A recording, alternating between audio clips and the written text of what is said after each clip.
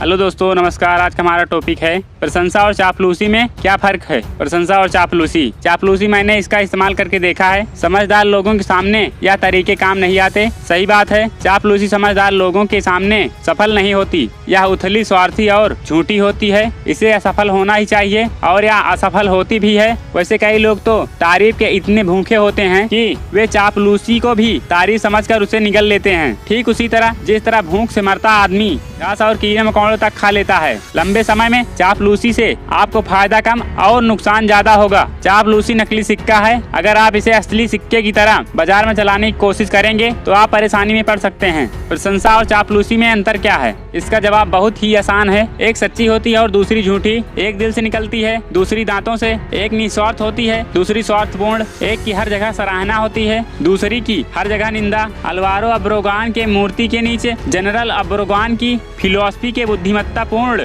शब्द लिखे थे। अपने पर हमला करने वाले दुश्मनों से मत डरो, बल्कि उन दोस्तों से डरो जो तुम्हारी चापलूसी करते हैं। नहीं, मैं आपको चापलूसी करने के लिए नहीं कह रहा हूँ। मैं तो बिल्कुल अलग ही बात कर रहा हूँ। आपसे एक नई जिंदगी शुरू करने के लिए कह रहा हूँ। आप सिर्फ इतना सीखें कि आप न तो किसी की झूठी तारीफ करें और न ही किसी की झूठी तारीफ सुनने के लिए उत्सुक रहें। यही चापलूसी का अर्थ है, झूठी तारीफ। मैं एक बार चापलूसी की परिभाषा कहीं पढ़ी थी। चापलूसी सामने वाले को वही बताना है जो वह अपने बारे में सोचता है। राल्फ वाल्डो इमर्सन ने कहा था, आप हमेशा वही कह पाएंगे जो आप हैं। अगर हमें सिर्फ चापलूसी ही करनी हो तो सबकी चापलूसी करके हम बड़ी आसानी से मानवीय संबंधों के एक्सपर्ट बन सकते हैं। जब हम किसी निश्चित समस्या के बारे में नहीं सोच रहे होते हैं तो अपने खाली समय में 95% वक्त हम खुद के बारे में ही सोचते हैं। अगर हम खुद के बारे में सोचना थोड़ा कम कर दें और हम दूसरे व्यक्ति की अच्छाइयों के बारे में सोचने लगे तो हमें चापलूसी की जरूरत ही नहीं पड़ेगी, जिसे पहली ही नजर में अक्सर मुंह से निकलने से पहले ही पहचाना जा सकता है और जो बड़ी उथली और झूठी लगती है। आज की दुनिया में सच्ची तारीफ दुर्लभ हो गई है। न जाने ऐसा क्यों होता है कि